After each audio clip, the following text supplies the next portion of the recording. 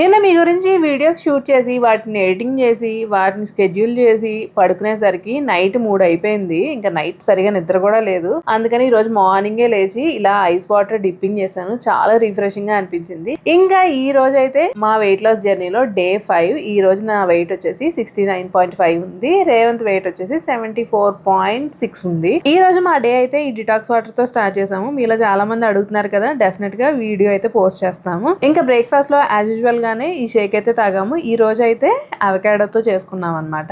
ఈ మధ్య వాటర్ ఎక్కువ తాగాలని చెప్పి కొంచెం టేస్టీగా ఉండడానికి ఇలా వాటర్ బాటిల్స్ లో సబ్జా సీడ్స్ అయితే వేసేసాను.